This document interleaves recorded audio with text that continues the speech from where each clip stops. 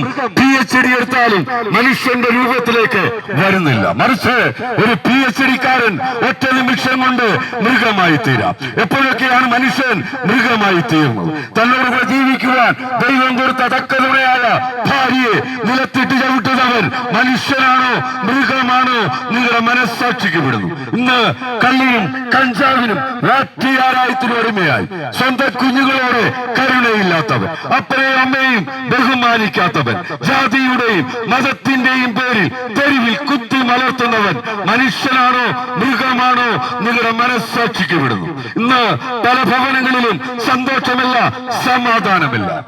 ഞാനിത് പറയുമ്പോൾ എന്റെ ഒരു സാക്ഷ്യം കൂടി പറയുവാനായിട്ട് ആഗ്രഹിക്കാം. എന്റെ പേര് രാധാകൃഷ്ണൻ എന്നാണ്. എന്റെ ഭവനം കൊല്ലകടവ് സഞ്ജീവനി ഹോസ്പിറ്റലിന് അടുത്തായിട്ടാണ്. എന്റെ അപ്പനും അമ്മയ്ക്കും ഞങ്ങൾ 5 മക്കളാണ്. അതിൽ 2ാമത്തെ മകനായിട്ടാണ് ഞാൻ ജനിച്ചത്. വളരെ ചെറുപ്പം മുതലേ കായികാഭ്യാസത്തോടൊക്കെ വളരെ താല്പര്യമുള്ള വ്യക്തിയായതുകൊണ്ട് പല ആശാന്മാരുടെയും കീഴിൽ അഭ്യാസമുറ പഠിച്ച ഞാൻ പല കേസിലും പ്രതിയായി. വെണ്ണണി പോലീസ് സ്റ്റേഷൻ മാത്രം എന്റെ പേരിൽ 13 കേസ് ഉണ്ടായിരുന്നു. ദിവസം രാവിലെ 8 മണിക്ക് സ്റ്റേഷനിൽ പോയി ഒപ്പിട്ടതിന് ശേഷമേ ഞാൻ എന്റെ ജോലി കാര്യങ്ങൾക്ക് പോവുകയുള്ളായിരുന്നു. അങ്ങനെ ഇരിക്കുമ്പോഴാണ് എനിക്കൊരു രോഗം ഉള്ളതായിട്ടറിയുന്നത്. അതിനുവേണ്ടി പല ഡോക്ടർമാരെ സമീപിച്ചു, പല മരുന്നുകൾ കഴിച്ചു, പല നേർച്ചകൾ നടത്തി. എന്നാൽ എന്റെ രോഗത്തിൽ നിന്ന് ഒരു വിടുതലോ എന്റെ മദ്യപാനത്തിൽ നിന്ന് ഒരു വിടുതലോ എനിക്ക് ലഭിച്ചില്ല. ആകെ നിരാശനായ ഞാൻ പല സന്ദർഭങ്ങളിലും ആത്മഹത്യയെ കുറിച്ച് ചിന്തിച്ച അവസരം എന്റെ ജീവിതത്തിൽ ഉണ്ടായിരുന്നു. അങ്ങനെ 1990 കൊഴുവല്ലൂർ നിന്ന് വിവാഹം കഴിക്കുവാനായിട്ടിടയായി തീർന്നു. 1 വർഷം വരെ വലിയ കുഴപ്പമില്ലാതെ കാര്യങ്ങൾ മുന്നോട്ട് പോയി. എനിക്കൊരു മകൾ ജനിച്ചു.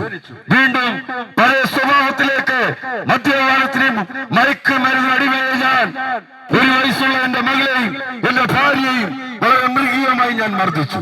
അങ്ങനെ എന്റെ വീട്ടുകാരനെ ആലപ്പുഴ വണ്ടാനം മെഡിക്കൽ കോളേജിൽ സെല്ലിൽ അടയ്ക്കുവാനായിട്ടിടയായി തീർന്നു. ചില ദിവസം കഴിഞ്ഞ് ഹോസ്പിറ്റലിൽ നിന്ന് ഞാൻ എന്റെ ഭവനത്തിൽ വരുമ്പോൾ എന്റെ ഭാര്യയും മകളെ കാണാനില്ല. അങ്ങനെ എന്റെ വീട്ടുകാരുടെ തിരക്കപ്പോൾ അവർ പറഞ്ഞു അവിടെ വീട്ടിൽ കൊണ്ടുവന്ന് വിട്ടെന്ന്. ഞാൻ അങ്ങനെ എന്റെ ഭാര്യ വീട്ടിൽ ചെന്നപ്പോൾ അവർ എന്നെ അവിടെ കയറ്റിയില്ല, അവർ നിറക്കി വിട്ടു. വീണ്ടും സമനില തെറ്റിയ ഞാൻ കൊഴുവല്ലൂർ വേറ്റി ഷെഡിൽ ചെന്ന് ചില ദിവസങ്ങൾ കിടന്നു. ഇപ്പോഴത്തെ മന്ത്രിയായിരിക്കുന്ന MLA ആയിരിക്കുന്ന സഖാവ് സജി ചെറിയാനും അവിടുത്തെ CPM-ന്റെ സഖാക്കളായിട്ടുള്ള ചില സഖാക്കൾ ചേർന്ന് എനിക്ക് ഭക്ഷണം തരികയും എന്നെ ഹോസ്പിറ്റലിൽ കൊണ്ടുപോവുകയും അതിനുശേഷം കൊഴുവല്ലൂർ പൂതകുന്ന് കോളനി എന്ന് പറയുന്ന ഒരു കോളനിയിൽ എനിക്ക് അല്പസ്ഥലം തരികയും അവിടെ ഒരു ഷെഡ് വെച്ച് തന്ന് എന്നെ താമസിപ്പിക്കുവാനായിട്ട് ഇടയായിത്തീർന്നു. 2ാമത് എനിക്കൊരു മകൾ കൂടി ജനിച്ചു. അങ്ങനെ ഞാൻ മുളക്കുഴ DYFIയുടെ വില്ലേജ് സെക്രട്ടറിയും CPM-ന്റെ ബ്രാഞ്ച് സെക്രട്ടറിയും ലോക്കൽ കമ്മിറ്റി മെമ്പറും CAT യൂണിയന്റെ വാർഡ് മെമ്പറുമായിട്ട് 27 വർഷക്കാലം CPM-ൽ പ്രവർത്തിച്ച ഒരു സഖാവ് കൂടിയായിരുന്നു.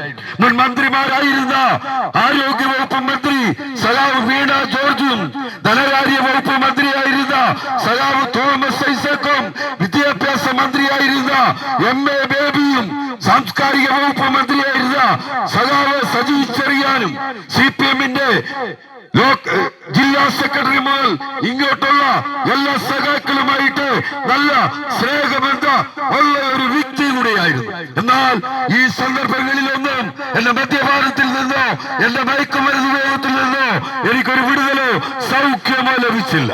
ആകെ നിരാശനായ ഞാൻ വിഷം വാങ്ങിച്ച് എന്റെ ഭാര്യയും 2 മക്കളുമായിട്ട് ആത്മഹത്യ ചെയ്യുവാൻ ഇരുന്ന പല സന്ദർഭങ്ങൾ എന്റെ ജീവിതത്തിലുണ്ടായിരുന്നു. ഇതിനുശേഷം വിവിധ പോലീസ് സ്റ്റേഷനുകളിൽ ചെങ്ങന്നൂർ പോലീസ് സ്റ്റേഷൻ, കോടതി, case office, Kayamkulam police station, Mavelikkara police station, Alappuzha police station, Alappuzha police station, അങ്ങനെ നിരവധി പോലീസ് സ്റ്റേഷനുകളിൽ വിവിധ കേസ് ഉണ്ടായിരുന്ന ഒരു വ്യക്തി കൂടെയായിരുന്നു. എന്നാൽ 2001 കർത്താവ് യേശു ക്രിസ്തുവിനെ എനിക്കറിയുവാനായിട്ട് ഇടയായി തീർന്നു. എന്റെ കയ്യിൽ ഇങ്ങനെ ഒരു ബൈബിൾ ലഭിച്ചു. അത് ഞാൻ മുമ്പ് സൂചിപ്പിച്ചല്ലോ, എനിക്ക് 2 പെൺമക്കളായിരുന്നു. അവർ പഠിച്ചത് കൊഴുവല്ലൂർ മാർത്തോമ UP സ്കൂളിലായിരുന്നു. അവിടുന്ന് ഇങ്ങനെ ഒരു ബൈബിൾ അവർക്ക് ലഭിച്ചു. അങ്ങനെ അവർ ബൈബിൾ കൊണ്ടുവന്ന് വീട്ടിൽ വായിക്കുന്ന സമയത്ത് എനിക്കത് ഇഷ്ടമല്ലായിരുന്നു. എന്റെ ഭാര്യയെയും കുഞ്ഞുങ്ങളെയും ഞാൻ അടിച്ചു. എന്നിട്ട് ബൈബിൾ എടുത്തിരുന്നു. ഞാൻ പറഞ്ഞു, നമ്മൾ ഒരു ഹിന്ദു വിളക്കിത്തല നായർ സമുദായത്തിൽ ഉള്ള കുടുംബമാണ്. നമ്മൾക്ക് ബൈബിളോ പ്രാർത്ഥനയോ എന്റെ ഭവനത്തിൽ നടക്കുകയില്ല. അങ്ങനെ എന്റെ ഭാര്യയെയും കുഞ്ഞുങ്ങളെയും ഞാൻ മർദ്ദിച്ചു, ബൈബിൾ എടുത്തെറിഞ്ഞു. എന്നാൽ ചില ദിവസം കഴിഞ്ഞപ്പോൾ എനിക്ക് സന്തോഷമില്ല, സമാധാനമില്ല, ആത്മഹത്യ ചെയ്യണമെന്നുള്ള ഒരു പ്രേരണ. അങ്ങനെ ഞാൻ എടുത്തെറിഞ്ഞ ബൈബിൾ എന്റെ വീട്ടിൽ ആരുമില്ലാത്ത സമയത്ത് ആ ബൈബിൾ എടുത്ത് അത് ഞാനിങ്ങനെ വായിച്ചപ്പോൾ അതിനകത്ത് സൗഖ്യം കൊടുക്കുന്ന ഒരു യേശുവിനെ പറ്റി എനിക്ക് ബൈബിളിൽ വായിക്കുവാൻ കഴിയും. കുഷ്ഠരോഗിയെ സൗഖ്യമാക്കിയ ഒരു യേശു, മുരന്തരെ നടത്തുമാറാക്കിയ ഒരു യേശു.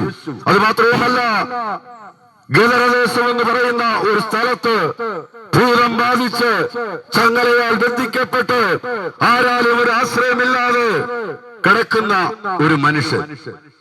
ആ മനുഷ്യന്റെ അടുക്കൽ കർത്താവായ യേശു ക്രിസ്തു കടന്നു എന്ന് സൗഖ്യം കൊടുക്കുന്നതായിട്ട് എനിക്ക് ബൈബിളിൽ വായിക്കുവാൻ കഴിയും. അങ്ങനെ ഞാൻ ആ കർത്താവിനോട് പ്രാർത്ഥിച്ചു, കർത്താവേ, അങ്ങ് സൗഖ്യം കൊടുക്കുന്ന ഒരു യേശുവാണെന്ന് എനിക്ക് ബൈബിളിൽ വായിക്കുവാൻ കഴിയും.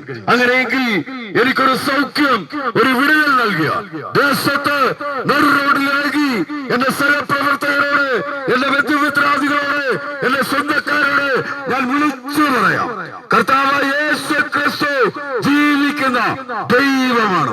പ്രിയ സ്നേഹിത, പ്രിയ സഹോദരങ്ങളെ, പ്രിയ പിതാവേ, പ്രിയ മാതാവേ, കർത്താവായ യേശു ക്രിസ്തു എനിക്ക് സൗഖ്യം നൽകി.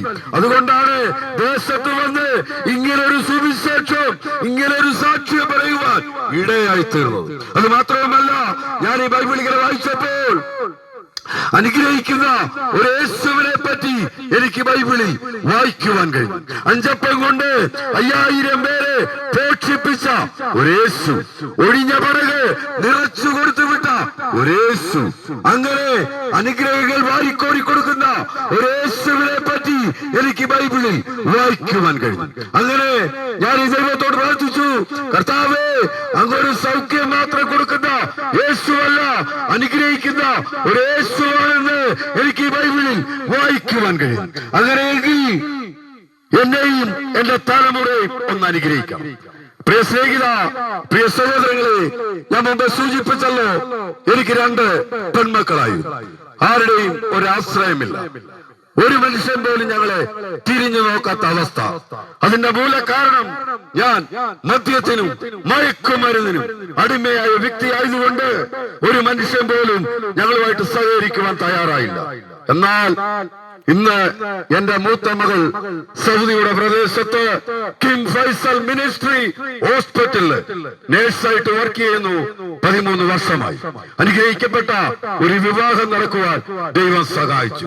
ഇളയ മകളും BSc നഴ്സിംഗ് കഴിഞ്ഞ് നിൽക്കുന്നു. അത് മാത്രവുമല്ല, ഞങ്ങളെ കോളനിയിൽ നിന്ന് മാറ്റി അരീക്കര് സെന്റ് ജോർജ് സ്കൂളിൽ എടുത്ത് അല്പസ്ഥലം വാങ്ങിക്കുവാനും അനുഗ്രഹിക്കപ്പെട്ട ഒരു ഭവനം പണിയുവാനും ദൈവം ഞങ്ങളെ സഹായിച്ചു. ഇന്ന് 25 വർഷമായിട്ട് കൊടുവല്ലൂർ IPC എബനേസർ ചർച്ചില് ഞങ്ങൾ ഈ ദൈവത്തെ ആരാധിച്ചു പോരും. ഒരു കാലത്ത് ഒരു കൈയിൽ വടിവാളും ഒരു കൈയിൽ വാറ്റുചാരായുമായി നടന്ന ഒരു വ്യക്തിയായി. നാട്ടുകാർക്ക്, വീട്ടുകാർക്ക്, എന്തിന് പോലീസുകാർക്ക് വരെ തലവേദനയായി ജീവിച്ച ഒരു വ്യക്തിയായിരുന്നു. എന്നാൽ കർത്താവായ യേശു ക്രിസ്തു എന്റെ ഹൃദയത്തിൽ വന്നപ്പോൾ എനിക്കൊരു മനസ്സാന്തരം, മറ്റുള്ളവരെ സ്നേഹിക്കുവാൻ, മറ്റുള്ളവരെ കരുതുവാൻ. എന്റെ ഭാര്യയ്ക്ക് സന്തോഷമുണ്ട്, എന്റെ കുഞ്ഞുങ്ങൾക്ക് സമാധാനമുണ്ട്. പ്രിയ സ്നേഹിത, പ്രിയ സഹോദരങ്ങളെ, ദൈവത്തിന്റെ വചനം ഇപ്രകാരം പറയുന്നു, അധ്വാനിക്കുന്നവരും ഭാരം ചുമക്കുന്നവരുമായുള്ളവരെ എല്ലാവരും എന്റെ അടുക്കിലേക്ക് വരിക, ഞാൻ നിങ്ങളെ ആശ്വസിപ്പിക്കാമെന്ന് ദൈവത്തിന്റെ വചനം പറയും. ആരെങ്കിലും എന്റെ വചനം കേട്ട് ആ ഹൃദയവാദി ഒന്ന് തുറന്നു തന്നാൽ ഞാൻ അവനോടും അവൻ എന്നോടും കൂടെ അത്താഴം കഴിക്കുമെന്ന് ദൈവത്തിന്റെ വചനം പറയും. പ്രിയ സ്നേഹിത, പ്രിയ സഹോദരങ്ങളെ, അത് മാത്രവുമല്ല, കർത്താവായ യേശു ക്രിസ്തുവിനെ ക്രൂശിക്കുന്ന ഒരു രംഗം എനിക്ക് ഈ ബൈബിളിൽ വായിക്കുവാൻ കഴിയും. പാപം ചെയ്യാത്തവൻ പരിശുദ്ധൻ, പരമോന്നതൻ, പിതാവിന്റെ വലതുഭാഗത്തു നിന്നും താണലോകത്തിലേക്ക് വന്ന് അവസാന തുള്ളി രക്തം വരെ നമ്മൾക്ക് വേണ്ടി ഒഴുക്കിത്തന്നു. താൻ ഈ ലോകത്തിൽ വന്നത് തനിക്കൊരു ക്രിസ്തീയ രാജ്യം പടുത്തുയർത്തുവാനോ ഒരു സംഘടന രൂപീകരിക്കുവാനോ അല്ല. പിന്നെയോ താൻ ഈ ലോകത്തിൽ വന്നത് എന്നെയും നിന്നെയും പാപത്തിൽ നിന്ന്, പാപ സ്വഭാവത്തിൽ നിന്ന് വീണ്ടെടുക്കുവാനായി. പാപം എന്ന് പറയുന്നത് ബൈബിളിന്റെ മാത്രം കുത്തകയല്ല, പ്രാസംഗികരുടെ കണ്ടുപിടുത്തവുമല്ല. യേശു ക്രിസ്തു ബേത്ലഹേമിൽ ജനിക്കുന്നവരെ 700 വർഷങ്ങൾക്ക് മുമ്പ് ഇന്ത്യയിൽ 4 പ്രധാന ജാതികൾ ഉണ്ടായിരുന്നു.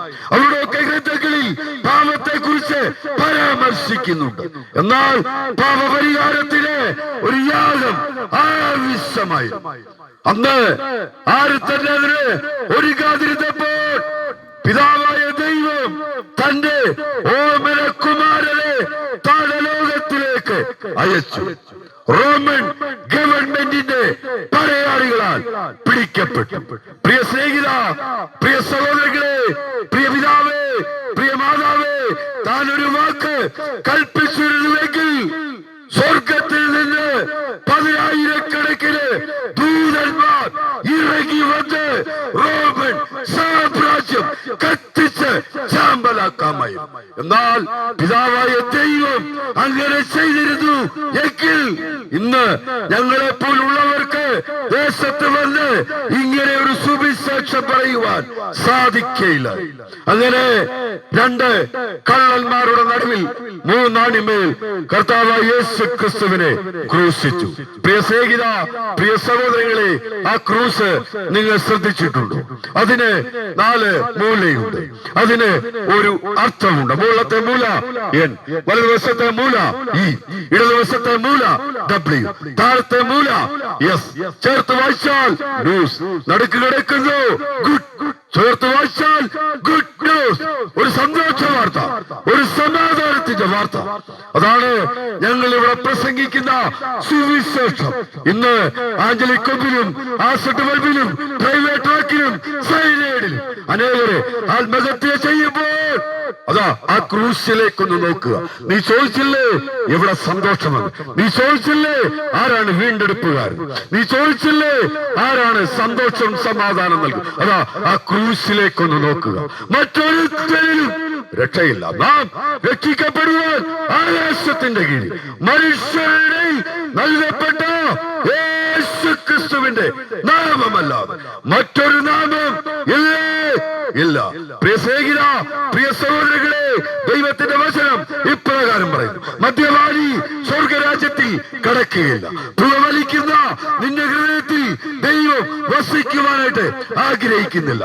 നമ്മുടെ ഭവനത്തിൽ ഒരു അതിഥി കടന്നു വരുമ്പോൾ നമ്മളിപ്പോ പുകയിട്ടാൽ അവൻ ആരോടും പറയാതെ ഇറങ്ങിപ്പോവും. അങ്ങനെയാണെങ്കിൽ പുകവലിക്കുന്ന നിന്റെ ഹൃദയത്തിൽ ദൈവം വസിക്കുമെന്നോ ഒരിക്കലുമില്ല.